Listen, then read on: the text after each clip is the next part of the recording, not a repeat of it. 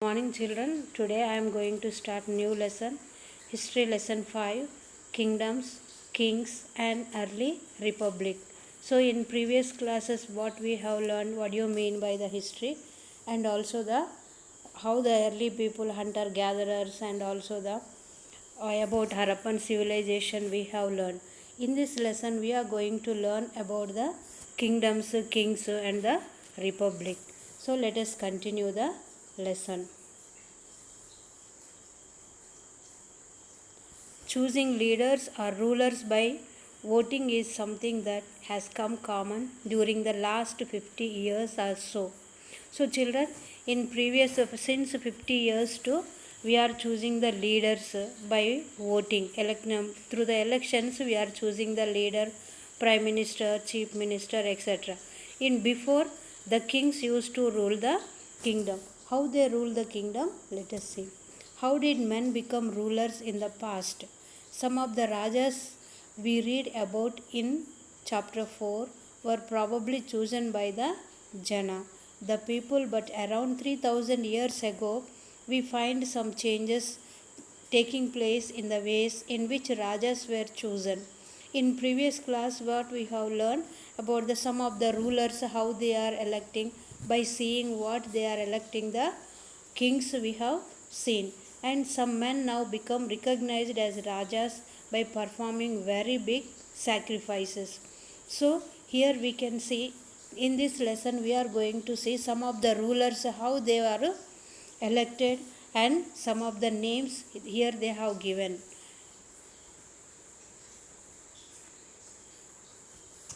The first one is the Ashwamedha or horse sacrifice was such a ritual. The kings, if they want to perform, or if they want to become a king, or the kings also, they used to perform the sacrifices, yajnas and yagas also. In that one is the Ashwamedha yagas, and horse sacrifice. They used to give offering to the god horse. We can see that ritual. A horse was let loose to wander freely, and it was guaranteed by the Raja's men. If horse wandered into the kingdom of the other Rajas and they stopped it, they had to fight. So when the king was taking the horse for the ride, and when the horse was stopped there, the king used to fight along with that other king also. If they allowed the horse to pass, it meant that they accepted that the Raja who wanted to perform the sacrifice was stronger than them. When the Raja was traveling, if the pujaris they were accepting, and they were accepting to perform the yajnas or yagas, they used to give the when by the horse only they accept the king should be sacrificed or not, or perform the Ashwamedha yajnas and yagas.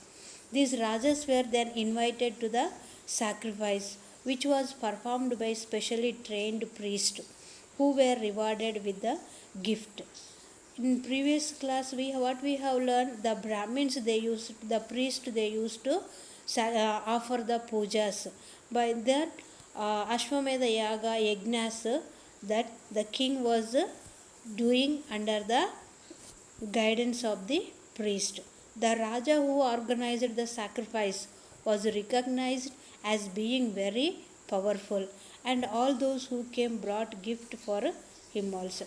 After sacrificing of the yajnas, and the Raja is going to be organized, he used to organize the sacrifice, and after completing of the sacrificing, then he is going to become the king, and that whatever gift that brought by the people, they used to give to the Rajas.